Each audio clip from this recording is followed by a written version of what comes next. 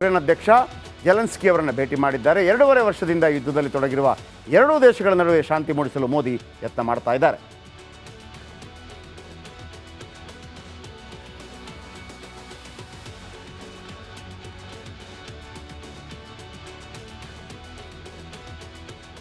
ಇನ್ನು ಪೋಲೆಂಡ್ ಪ್ರವಾಸದ ಬಳಿಕ ಉಕ್ರೇನ್ ಭೇಟಿ ಮಾಡ್ತಾ ಇದ್ದಾರೆ ನರೇಂದ್ರ ಮೋದಿ. ಉಕ್ರೇನ್ನ ಬಹುತೇಕ ಏರ್ಪೋರ್ಟ್ ಬಂದಾಗಿದೆ.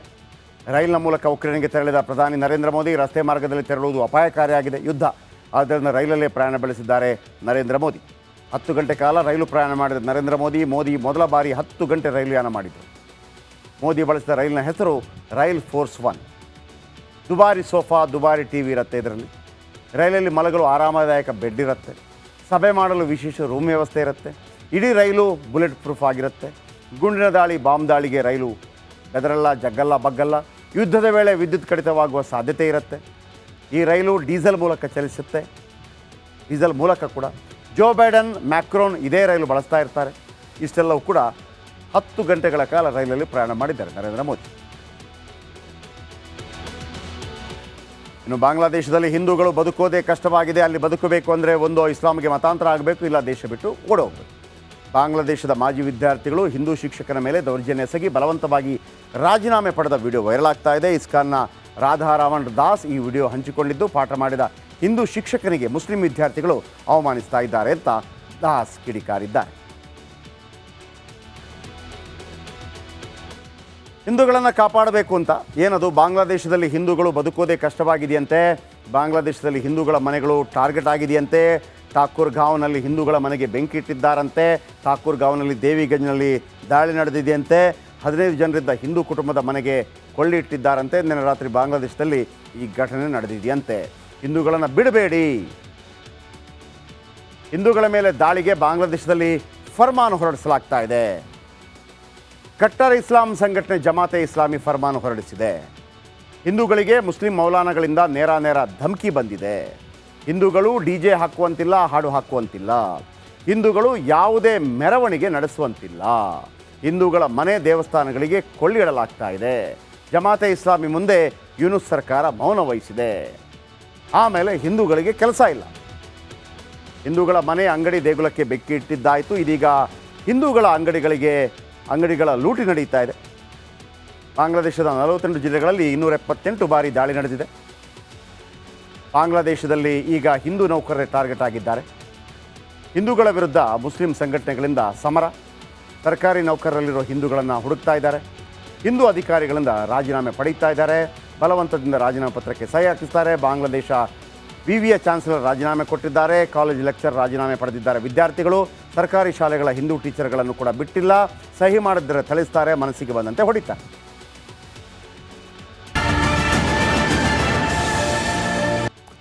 ನಾವು ಕರ್ನಾಟಕ ಪ್ರೈಮ್ ಟೈಮ್ನಲ್ಲಿ ಒಂದು ಸೀರೀಸ್ ಶುರು ಮಾಡಿದ್ವಿ. ಮೊದಲಿಗೆ ನಾವು ಬಾಂಗ್ಲಾ ಕಥೆಗಳು ಮಾಡಿದ್ವಿ.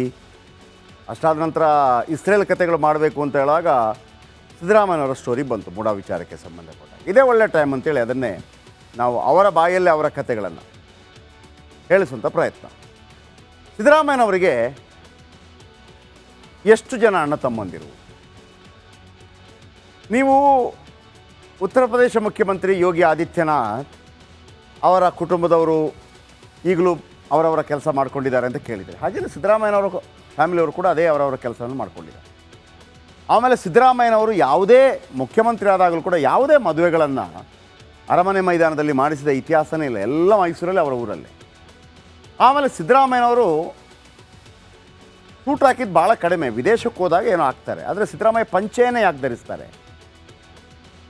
ಆಮೇಲೆ ಸಿದ್ದರಾಮಯ್ಯನವರು ಸಿಗರೇಟ್ ಸೇತ್ತಾ ಇದ್ರು, ಈಗ ಸೇತ್ತಾ ಇಲ್ಲ. ಎಣ್ಣೆ ಹೊಡಿತಾರೆ, ಯಾಕಂದರೆ ನಾನು ನೋಡಿದ್ದೀನಿ. ಆಮೇಲೆ ಈ ಎಲ್ರಿಗಿರುತ್ತಲ್ಲ, ನನ್ನ ಫಸ್ಟ್ ಬೈಕು, ಫಸ್ಟ್ ಕಾರು ಅಂತೇಳಿ. ಈ ಹಾಲಿ ಮುಖ್ಯಮಂತ್ರಿ ಸಿದ್ದರಾಮಯ್ಯವರ ಮೊಟ್ಟ ಮೊದಲ ಗಾಡಿ ಯಾವುದಾಗಿತ್ತು? ಆಮೇಲೆ ಸಿಗರೇಟ್ ಬಿಟ್ಟ ಕತೆ ಭಾಳ ಅದ್ಭುತ ಆಗಿದೆ. ಅವರಿಗೆ ಸಿಗರೇಟ್ ಸೇದೋ ಚಟ ಇತ್ತು. ಯಾರೋ ಫ್ರೆಂಡ್ CM ಇಬ್ರಾಹಿಂ ಇರ್ಬೋದು, ಫಾರಿನಿಂದ ಒಂದು ಸಿಗರೇಟ್ ಏನೋ 555 ಸಿಗರೇಟ್ ತಂದು ಕೊಡ್ತಾರಂತೆ. ಇವರು ರೂಮಲ್ಲಿ ಕೂತು ಸೇದಿದ್ದೆ ರಾತ್ರಿಯಿಂದ ಬೆಳಗಿನ ತನಕ. ಬೆಳಗ್ಗೆ ಎದ್ದು ಹೊರಗೆ ಬರ್ತಾರಂತೆ, ಒಂಥರ ಹೊಸ ಫ್ರೆಶ್ ಗಾಳಿ ಮುಖಕ್ಕೆ ಪಡೆದಾಗ ಇದು ನರಕ ಅನಿಸ್ಬಿಡುತ್ತಂತೆ. ಅವತ್ತಿಂದ ಬಿಟ್ಟವ್ರು ಬಿಟ್ಟೇ ಬಿಟ್ರಂತೆ. ಆಮೇಲೆ ಇನ್ನು ಕೆಲವರು ಹೇಳ್ತಾರೆ, ವಿರೋಧಿಗಳು ಹೇಳ್ತಾರೆ, ಇಲ್ಲ ಸ್ವಲ್ಪ ಅವ್ರದ್ದು ಹಾರ್ಟ್ ಗೀಟ್ ಪ್ರಾಬ್ಲಮ್ ಆಯಿತು ಅದಕ್ಕಾಗಿ ಬಿಟ್ಬಿಟ್ರು ಅಂತೇಳಿ. ಏನೇ ಇಲ್ಲ, ಸಿಗರೇಟ್ ಬಿಟ್ಟಿದ್ದಾರೆ. ಇಷ್ಟೆಲ್ಲ ಮಾಹಿತಿಗಳಿದೆಯಲ್ವ. ಆಮೇಲೆ ಅವ್ರು ಲಾಯರ್ ಓದ್ತಿರ್ಬೇಕಾದ್ರೆ ಅಲ್ಲೊಬ್ಬರು ಅಜ್ಜಿ ಇದ್ರಂತೆ, ಕಲ್ಲೆ ಬೀಜ ಮಾರ್ತಿರೋಂಥ ಅಜ್ಜಿ. ಅವ್ರ ಹತ್ರ ಸಾಲ ತೊಗೋತಾ ಇದ್ರಂತೆ, ಕಲ್ಲೆ ಬೀಜ. ಆಮೇಲೆ ಇಲ್ಲಿ ತನಕ ಅಜ್ಜಿ ಎಲ್ಲಿದ್ದಾರೆ ಅಂತ ಗೊತ್ತಿಲ್ಲ, ಸಾಲ ಕೊಡಲಿಕ್ಕಾಗಿಲ್ಲ. ಹಾಗಾಗಿ ಸಾಲಗಾರ ಸಿದ್ದು ಈಗಲೂ ಕೂಡ. ಬನ್ನಿ, ಎಲ್ಲ ಮಾಹಿತಿ ಇವತ್ತಿನ ಸಿದ್ದರಾಮಯ್ಯ ಕಥೆಗಳು ಸೀರೀಸ್ನಲ್ಲಿ.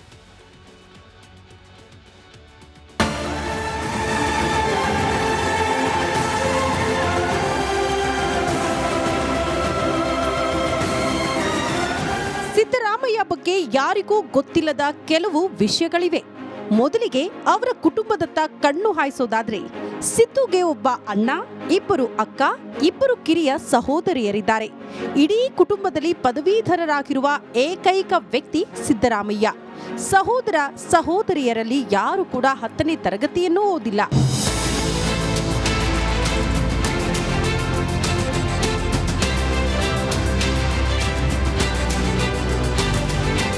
ಸಿದ್ದರಾಮಯ್ಯ ಕರ್ನಾಟಕದ 24ನೇ ಮುಖ್ಯಮಂತ್ರಿ. ದೇವರಾಜ್ ಅರಸು ನಂತರ ಪೂರ್ಣಾವಧಿ ಪೂರ್ಣಗೊಳಿಸಿ 2ನೇ ಬಾರಿಗೆ ಅಧಿಕಾರಕ್ಕೆ ಬಂದ ಏಕೈಕ ಮುಖ್ಯಮಂತ್ರಿ ಎನಿಸಿಕೊಂಡಿದ್ದಾರೆ.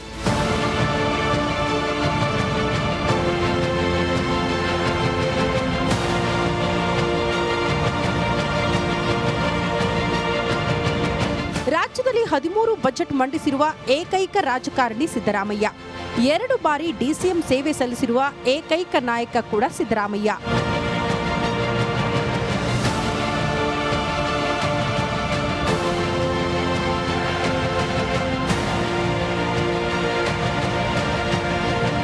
ಚರ್ಮದ ಆರೋಗ್ಯದ ದೃಷ್ಟಿಯಿಂದ ಶುದ್ಧ ಕಾಟನ್ ಪ್ಯಾಂಟ್ ಇಲ್ಲವೇ ಧೋತಿಯನ್ನೇ ಧರಿಸುವಂತೆ ವೈದ್ಯರು ಸೂಚಿಸಿದ್ರಂತೆ.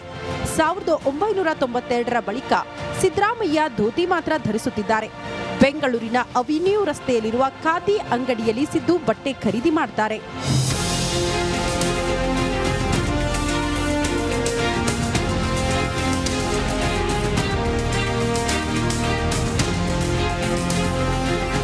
ಜೂನ್ 1, 2022. ನಾನು ಮೊದಲು ಸಿಗರೆಟ್ ಸೇದುತ್ತಿದ್ದೆ. ಒಮ್ಮೆ ವಿದೇಶಕ್ಕೆ ಹೋದಾಗ ಸ್ನೇಹಿತರು ಸಿಗರೆಟ್ ಪ್ಯಾಕ್ ತಂದು ಕೊಟ್ರು. ಕಡಿಮೆ ಅವಧಿಯಲ್ಲಿ ಹೆಚ್ಚು ಸಿಗರೆಟ್ ಸೇದಿಬಿಟ್ಟೆ. ಅವತ್ತೇ ನನಗೆ ಮನವರಿಕೆ ಆಯಿತು. ಅದೇ ದಿನ ಸಿಗರೆಟ್ ಸೇದೋದನ್ನ ಬಿಟ್ಟೆ ಅಂತ ಸಿದ್ದರಾಮಯ್ಯನವರೇ ಹೇಳಿಕೊಂಡಿದ್ದಾರೆ. ನಾನು ಬಹಳ ಸಿಗರೆಟ್ ಸೇದ್ತಿದ್ದೆ ಒಂದು ಕಾಲದಲ್ಲಿ. ಆಮೇಲೆ ಸಿಗರೆಟ್ ಸೇದಿದ್ರೆ ಆಯುಷ್ ಕಡಿಮೆ ಆಗ್ತದೆ ಅಂತ ಗೊತ್ತಾಯ್ತು. ಕಾಯಿಲೆ ಬರ್ತದೆ, ಅವಾಗ ಬಿಡ್ಬಿಡೆ 87 ವಯಸ್ಸು. ಆದ್ರೂ ಅದ್ರ ಎಫೆಕ್ಟ್ ಏನಾಯ್ತು ಅಂತಂದ್ರೆ ಸಿಗರೆಟ್ ಸೇರ್ತಾ ಇದ್ದಿರೋದ್ರಿಂದ ಹಾರ್ಟ್ ಪ್ರಾಬ್ಲಮ್ ಶುರುವಾಯಿತು. ನಾನೀಗ ಆಂಜಿಯೋಪ್ಲಾಸ್ಟಿ ಮಾಡಿಸ್ಕೊಂಡಿದ್ದೀನಿ. ಅದೇ 2000 ಇಸ್ವಿನಲ್ಲಿ ಮಾಡಿಸ್ಕೊಂಡೆ. ಈಗಾಗಲೇ 24 ವರ್ಷ ಆಯ್ತು. ಜುಲೈ ತಿಂಗಳಲ್ಲಿ ಮಾಡಿಸ್ಕೊಳ್ಳೋದು. ಸಿಎಂ ಸಿದ್ದರಾಮಯ್ಯಗೆ ಮದ್ಯ ಸೇವಿಸೋ ಅಭ್ಯಾಸ ಇದೆ. ಆಗಾಗ ಸ್ವಪಕ್ಷೀಯರ ಜೊತೆ ಎಣ್ಣೆ ಹೊಡಿತಾರೆ. ಕೆಲವೊಮ್ಮೆ ವಿಪಕ್ಷದವರ ಜೊತೆಯೂ ಡ್ರಿಂಕ್ಸ್ ಮಾಡ್ತಾರೆ. ಸರ್, ನಾನು ಇತ್ತೀಚೆಗೆ ಬಂದಿದ್ದೀನಿ, ನನಗೆ ಕೇಳ್ತಾ ಇದ್ದೀರಲ್ಲ ನೀವು. ಇತ್ತೀಚೆಗೆ ಒಳಗೆ ಬಂದಿದ್ದೀನಿ. ಟೀ ಟೋಟ್ಲರ ನೀವು? ಸರ್, ಟೀ ಟೋಟ್ಲರ? ಯಾವತ್ತು ಕುಡ್ದಿಲ್ವಾ? ಯಾವುದು? ವಿಸ್ಕಿ ಕುಡ್ದಿಲ್ವೇನ್ರಿ? ನಿಮಗೆ ಗೊತ್ತಿದೆಯಲ್ಲ ಸರ್. ನಂಗೆ ಗೊತ್ತಿಲ್ಲಪ್ಪ. ನನಗೆ ಗೊತ್ತಿದ್ರೆ ಒಂದ್ಸಾರಿ ಸೇರಿದ್ದು ಅಲ್ಲ. ಹೌದು, ಅದಕ್ಕೆ ಹೇಳಿದ್ದು ನಿಮ್ಗೆ ಗೊತ್ತು. ಶ್ರೀನಿವಾಸ್ ಮನೇಲಿ ಸೇರಿದ್ದು ಅಲ್ಲ ಒಂದ್ಸಾರಿ. ಕುಡ್ದಿಯಾ? ಇಲ್ಲ ನಂಗೆ ಗೊತ್ತಾಗ್ಲಿಲ್ಲ, ಮರ್ತು ಬಿಟ್ಟಿದ್ದೀನಿ. ಅಲ್ಲ, ನಾನು ವಾಪಸ್ ಬರೋನಲ್ಲ. ಸಿದ್ದರಾಮಯ್ಯನವರ ಮೊದಲ ವಾಹನ ಲ್ಯಾಂಬ್ರೆಟ್ರಾ ಸ್ಕೂಟರ್. ಶಾಸಕರಾಗಿದ್ದಾಗಲೂ ಸಚಿವರಾಗಿದ್ದಾಗಲೂ ಸ್ಕೂಟಿಯನ್ನೇ ಬಳಸ್ತಿದ್ರಂತೆ. Bureau report.